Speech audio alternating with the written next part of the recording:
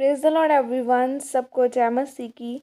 आइए मैं आप सभी के लिए उस सामर्थ से भरे और उस पवित्र वचन को पढ़ती हूँ, जो वचन हमें परमेश्वर के दास अपोस्टल अंकुर यूसुफ निरुला जी द्वारा और परमेश्वर की दासी पास्टर सोनिया यूसुफ निरुला जी द्वारा दिया जाता है। आइए मैं आप सभी के लिए उस सामर्थ से भरे और उस पवित्र वचन को पढ़ती हूँ। अपने विवेक को जीवित रखें।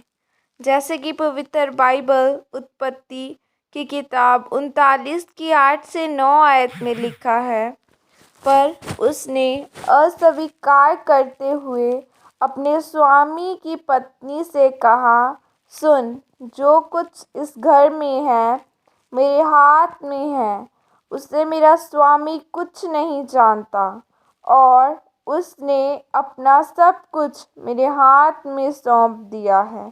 इस घर में मुझसे बड़ा कोई नहीं है, और उसने तुझे छोड़ जो उसकी पत्नी है मुझसे कुछ नहीं रख छोड़ा। इसीलिए भला मैं ऐसी बड़ी दुष्टता करके परमेश्वर का अपराधी क्यों बनूं? हालेलुया, आमीन। मेरे प्रियो, परमेश्वर की योजनाओं को समझने के लिए आपका विवेक जीवित होना चाहिए, क्योंकि जीवित विवेक वाला व्यक्ति ही परमेश्वर की योजनाओं को अपने जीवन में ले सकता है।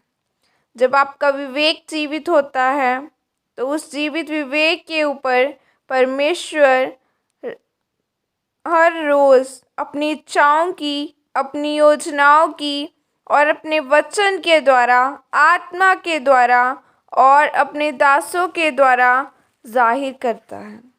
बाइबल बताती है कि यूसुफ के समय पर कोई भी व्यवस्था या परमेश्वर का वचन नहीं था, पर उसका विवेक जीवित था। जब वह अपने मालिक पोतीफर के घर में काम करता था तो उसके मालिक की पत्नी ने उसको अपने साथ सोने के लिए बोला। तब यूसुफ ने बोला कि मेरे मालिक ने सब कुछ मेरे हाथ में कर दिया है, अब क्या मैं तेरे संग सोकर परमेश्वर का अपराधी बनूं?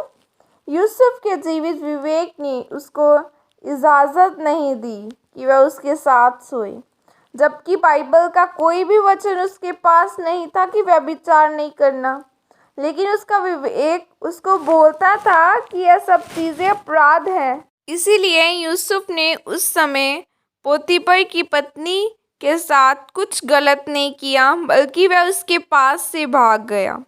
बाइबल बताती है कि अब्राहम ने अपनी कमाई का 10वां हिस्सा दिया, जबकि अब्राहम को बाइबल की कोई भी व्यवस्था या वचन नहीं मिला था, लेकिन अब्राहम अपने विवेक से जानता था कि मुझे परमेश्वर को 10वां हिस्सा देना है।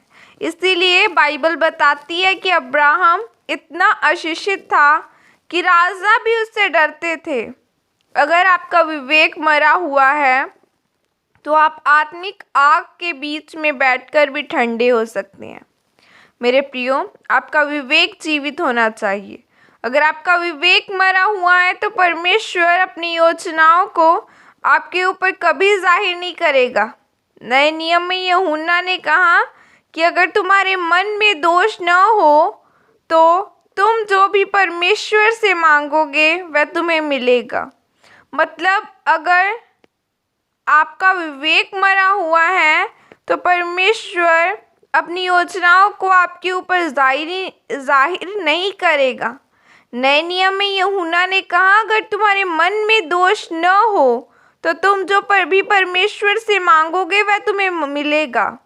मतलब अगर आपके विवेक को मालूम हो कि आप गलती नहीं कर रहे और सिद्ध जीवन जी रहे हैं और परमेश्वर की पूरी मर्जी से जी रहे हैं, जो कुछ आप मांगेंगे आपको मिलेगा। याद रखें, शैतान पहले छोटे से पाप और गुनाह से आपके विवेक को निर्बल करता है, और जब विवेक निर्बल हो जाए तब वह मरने की तरफ चलता है। आज भी शैतान आपके विवेक के ऊपर हमला करता है, क्योंकि कमज़ोर विवेक और मरे हुए विवेक वाला परमेश्वर की सिद्ध इच्छा को पूरी नहीं कर सकता। इसीलिए अपने शैतान की बातों पर ध्यान नहीं देना, आपने विवेक को जीवित रखना है।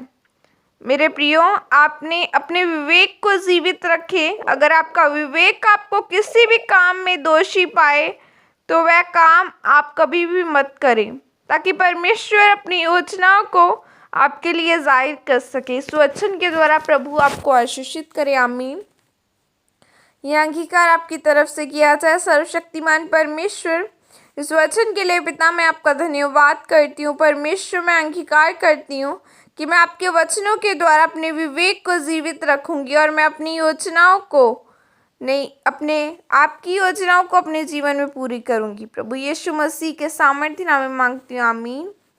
हालेलुया। परमेश्वर, मैं प्रार्थना करती हूँ मेरे साथ जुड़ा हर जन ब्लेसिंग को ले ब्लेस्ड हो। आज तो आपके पास ऑप्शन है, आप सभी के पास सोशल मीडिया के द्वारा, कि आप एक लिंक किसी को भेजो, आप सुसमाचार प्रचार कर सकते हो। आगे तो लोगों को दूर दूर तक जाना पड़ता था लोगों को वचन सुनाने के लिए। आज तो इतनी फैसिलिटी है आपके पास। अगर आज भी आप वचन नहीं शेयर कर रहे हैं तो आप अपनी ब्लेसिंग को कैसे लोगे? लोगों को सुसमाचार सुनाओ, उनको वचन सुनाओ। जहाँ उस वचन सुनाने की ज़रूरत पड़े वहाँ पर सुनाओ, और नहीं तो आपके पास अब ऑप्शन है, आप यही भेजकर लोग आशीषित हो सकते हैं।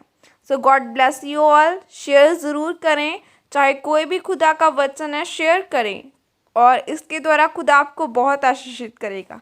God bless you. मैं आपको प्रार्थना में ज़रूर याद रखूँगी। God bless you all.